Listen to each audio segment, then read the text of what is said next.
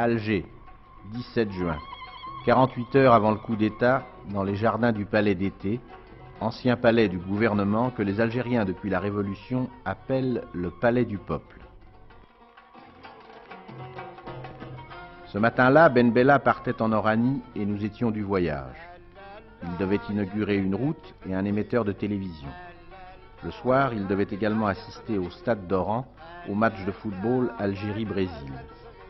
Au retour, le samedi 19 juin, nous devions le filmer en compagnie de sa mère. Il disait d'elle « Je lui ai causé beaucoup de soucis et je lui en causerai encore beaucoup ». Nous ne savions pas qu'en participant à cette tournée d'inspection banale, nous allions vivre les 2 derniers jours de la vie publique de l'ex-président algérien.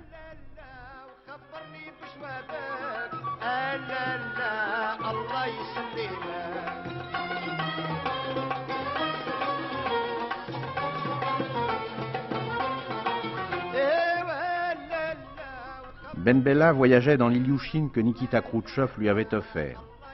2 équipages soviétiques de 7 hommes chacun lui étaient attachés. Ben Bella disait « Ces pilotes adorent le soleil d'Algérie, ils ne partiraient pas d'ici pour tout l'or du monde. »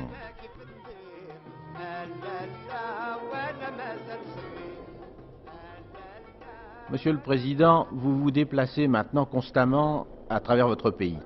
Est-ce pour vous une nécessité? Oui, c'est une nécessité. C'est une nécessité parce qu'il faut aller voir sur place ce qui se passe. Il faut un peu confronter ce que l'on décide au sommet avec ce qui se pratique à la base.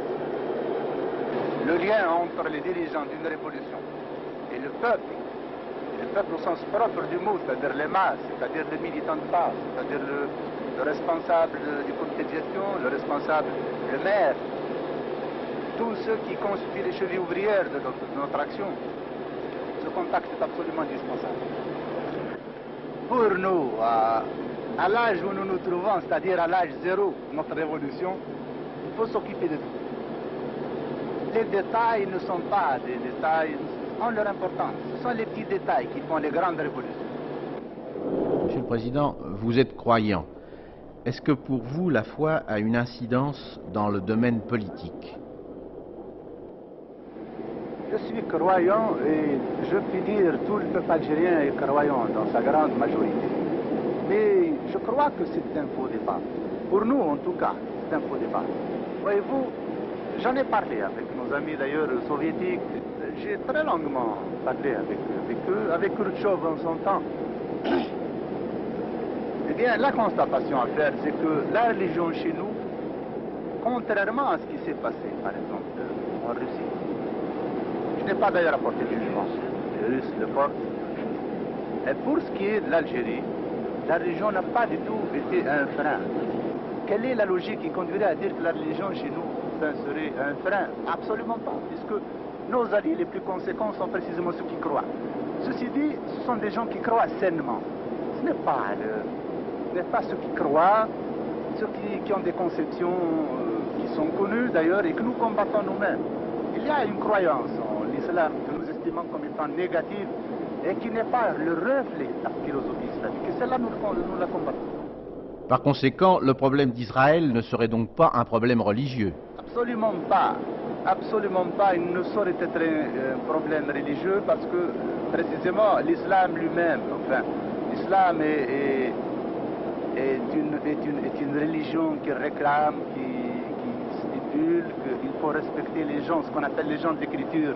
Ça ne peut être ni un problème religieux, ni un problème racial, puisque nous sommes de la même race que les Israélites. Nous sommes des Sémites. Ça ne peut pas être ni un problème religieux, ni un problème racial, absolument pas. Mais le problème d'Israël est un problème uniquement politique. Vous dites, les Israélites et les Arabes sont au fond de la même race. Avez-vous un exemple, une expérience personnelle appuyant cette théorie? L'expérience commune, vous savez, nous l'avons eue tous chez nous, dans nos propres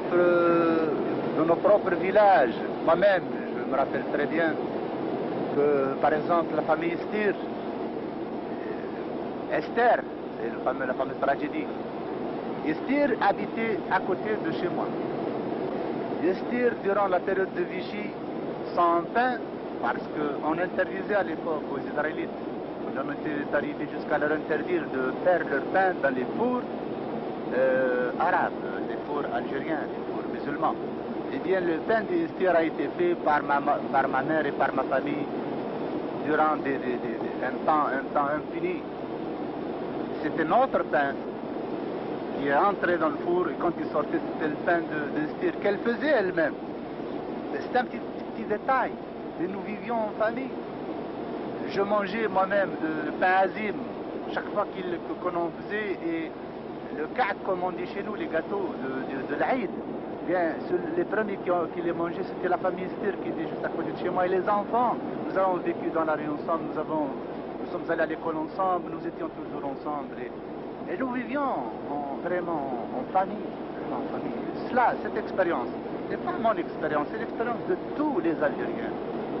Et c'est l'expérience un peu de tous les Arabes dans tous les pays arabes. Parce que rien ne nous sépare, les Israéliens et les Arabes. Ils sont de la même race, du même sang, ce sont des cousins, ce sont des sémites. 10 heures du matin, arrivé à Oran. Accompagnant Ben Bella, M. Mohamedi Saïd, vice-président du Conseil, aujourd'hui encore vice-président du Conseil. Il y avait aussi quelques ministres, aujourd'hui encore ministres. Pourtant, messieurs Boumedienne, Bouteflika, Boumaza, Chérif Belkacem n'étaient pas là. Ici, il était chez lui, non loin de Marnia, son village natal. Malgré une session du comité central orageuse l'avant-veille, il était très détendu. À propos de l'opposition du bureau politique sur la question du rapprochement avec les hommes d'Aït Ahmed, il déclarait « S'ils ne sont pas d'accord, je suis prêt à redevenir un militant de base ». En fait, à la veille de la conférence afro-asiatique, il ne pensait pas que son autorité pût être sérieusement mise en cause. Ainsi commençait une journée éclaboussée de lumière. D'Oran, le cortège présidentiel devait se rendre à Ain Temouchent, puis au Tremble et à Sidi Bel Abbès, où Ben Bella prononça son dernier discours. La voiture de Ben Bella était une ZIS présidentielle, cadeau de l'Union soviétique.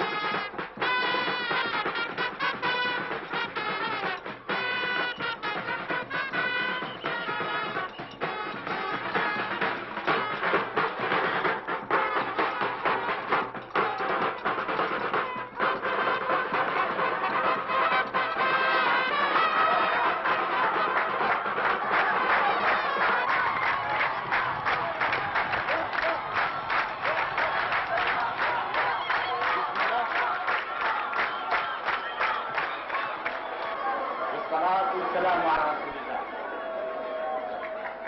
إخواني أخواتي، أولا وقبل كل شيء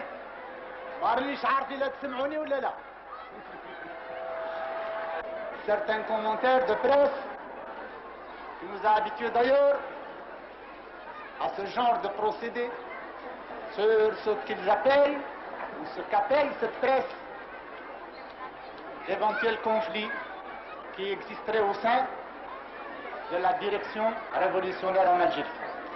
Je voudrais répondre à cette presse et lui dire qu'une fois de plus, eh bien cette presse ment. Cette presse ment car en Algérie, il y a un régime et il y a une direction plus unie que jamais, qui est plus décidée aussi que jamais à faire face aux complots d'où qu'ils viennent et surtout les complots extérieurs. Voilà ce qu'il y a dans notre pays. Notre révolution, nous avons voulu dès le début lui donner un style. Ce style marqué du sceau de l'humanité. Nous voulons certes faire une révolution. Nous avons payé très cher le droit de faire cette révolution. Et nous avons voulu aussi la faire avec la plus grande économie possible du sang, je dirais, de nos frères. Même de ceux qui sont trompés, même de ceux qui peut-être inconsciemment ont agi contre cette révolution. Ici, dans ce pays, il n'y aura jamais d'autre parti que le Front de Libération Nationale.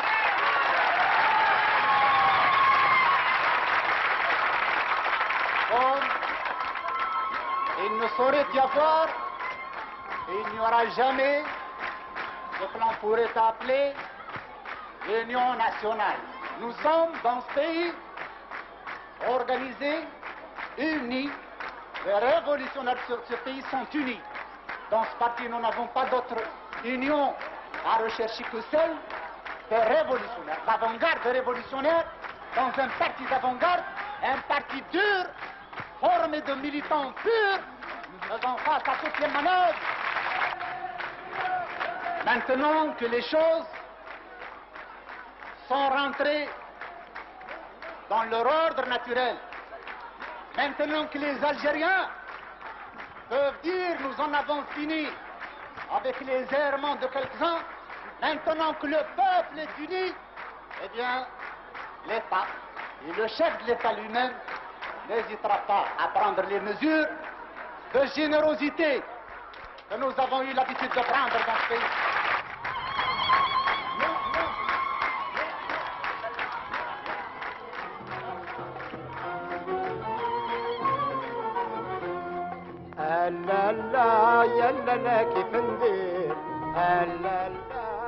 Deux jours après le coup d'État, Fidel Castro devait dire à propos de son ami Ben Bella, s'il avait été plus rusé et moins gentil, il serait encore au pouvoir.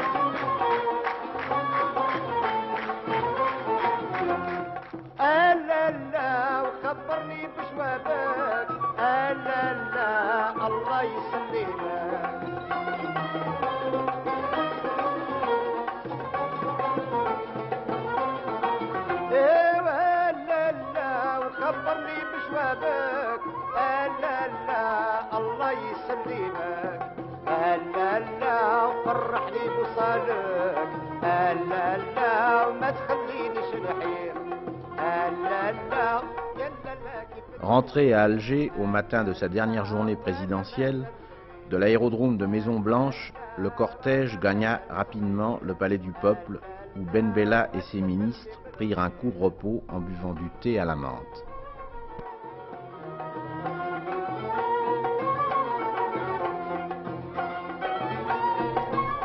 Un peu plus tard, sur une terrasse du palais dominant la ville, nous avons enregistré l'ultime interview de celui qui, pendant 3 ans, incarnait l'Algérie nouvelle. Je pense que la conférence aphrodisiaque, la conférence qui doit réunir les pays 10 aphrodisiaques, devrait en somme, être conçue selon des facteurs, des concepts un peu plus larges. Je pense que les pays qui doivent venir là doivent être des pays qui ont les mêmes problèmes, qui ont les mêmes aspirations, qui poursuivent en somme les mêmes buts. Et alors là, je pense que d'ici quelque temps, cette notion devrait s'élargir aux pays sud-américains. Peut-être, pourquoi pas, à d'autres pays qui viendraient là pour appuyer les postulats, les concepts de cette conférence.